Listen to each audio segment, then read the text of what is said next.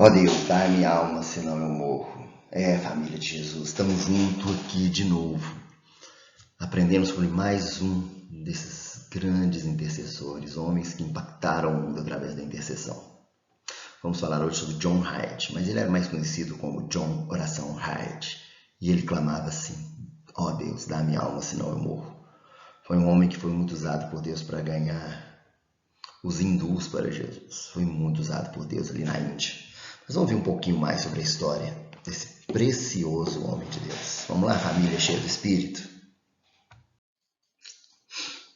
Bom, família, seguinte, dia dos pequenos começos. Todo intercessor ele começa com dias assim, de muita simplicidade. John Hyde ele foi criado num lar onde a oração já fazia parte. Sabe, o pai dele era um ministro também do Evangelho, um homem que orava frequentemente. Então ele tinha na casa dele essa atmosfera de oração. Sabe, não é à toa que ele foi muito usado nessa área de oração. Porque a família dele vivia isso, o pai dele, ele aprendeu que ele podia impactar a vida de pessoas através de uma vida de oração. Isso é muito importante para nós aprendermos, porque John Hyde via seus pais orando, principalmente o seu pai. Nossos filhos nos veem orando, sabe? Esse é um ponto-chave. Ele confiava no poder da oração, porque ele via seus pais confiando no poder da oração. E da simplicidade do campo, Deus levanta um homem cheio do Espírito Santo. Para quê? Para impactar o mundo através da oração, para impactar toda a Índia através da oração. O seu preparo, ele foi assim, como ele era de um lar cristão, a família dele era uma família de pessoas muito tementes a Deus. Então, ele e outros irmãos dele foram para o seminário para aprender, porque eles se sentiam chamados para o ministério. E o seu irmão mais velho, Edmund, estava se preparando para ir para a Índia, mas nesse meio tempo ele morre. E John ele se sentiu muito constrangido em ir no lugar dele, em tomar o lugar dele. E aí ele vai para a Índia para ali pregar o Evangelho. Mas em um lugar onde a pregação do Evangelho era muito complicada. Mas John Hyde, ele entendeu o seu chamado para ir para a Índia. E ali começa, na Índia, o ministério dele começa com uma busca assim incessante. Deus colocou no coração dele um peso para oração muito grande, sabe? E além disso, acontece uma outra coisa interessante na vida dele. Ele encontra ali na Índia com outros 2 missionários que também tinham algo parecido no coração, sabe? E constantemente esses homens estavam se reunindo para orar pela Índia. Isso nos mostra outro ponto importante dos intercessores, se reunirem para orar, sabe? Eles iam ter uma determinada conferência ali na Índia, onde eles iam reunir muitos hindus, e eles se reuniram ali durante 21 dias e 21 noites para orar. Ele mais esses 2 missionários intercessores que ali estavam.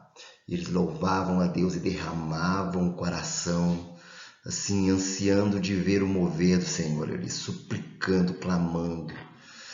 E eles dizem que eles eram constantemente renovados por Deus, sabe? Eles sabiam que aquela conferência, que aquela reunião de pessoas seriam algo que seria poderoso, porque a busca deles estava sendo incessante. Eles criam no poder da oração, sabe? No mais, queridos, Deus assim, ele estava fazendo. John Hyde, ele foi assim convocado, ele era convocado na Índia ali por outros missionários a estar ministrando em conferências, mas o que o povo mais queria era o quê? Era viver junto com ele experiências de oração, sabe?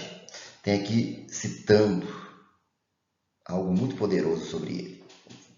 Vamos ler. Naquela época fiquei doente por vários dias. A dor no meu peito me manteve acordado por diversas noites. Isso aí não é ele, tá, gente? É uma outra pessoa que estava com ele. Foi então que notei que o Sr. Wright estava fazendo no seu quarto em frente ao meu. Eu podia ver o clarão da luz elétrica enquanto ele saía da cama e acendia. Observei fazer isso às 12 horas, às 2, às 4 e depois às 5. Naquela hora, a luz permaneceu acesa até o amanhecer.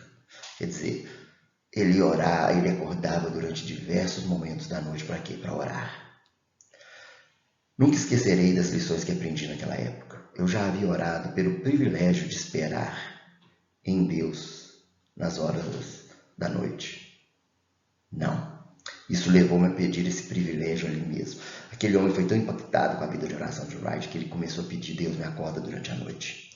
A dor que me impedia de dormir, noite após noite, foi transformada em alegria e louvor por causa deste novo ministério que de repente eu descobri, de manter a vigília da noite junto com outros que têm a função de se lembrar do Senhor. Então ele aprendeu com o exemplo de John Wright. John Wright não ensinou para ele, mas essa pessoa escreve isso, ele escreve no sentido de que nasce nele ali um grande temor, um grande desejo de orar, um grande desejo de ser um intercessor. E Wright, como eu disse, ele era muito chamado por outros missionários ali para estar ministrando. Queridos, sempre que ele ia em algum lugar, ele podia estar fisicamente, ele não estar fisicamente em condições. Ele era um homem debilitado fisicamente, mas ele se empenhava. Por quê? Porque ele sabia do mover de Deus e Deus sempre agia nessas reuniões de oração. Então, queridos, um ponto importante é a oração noturna, a vigília de oração. Ele tinha essa vida.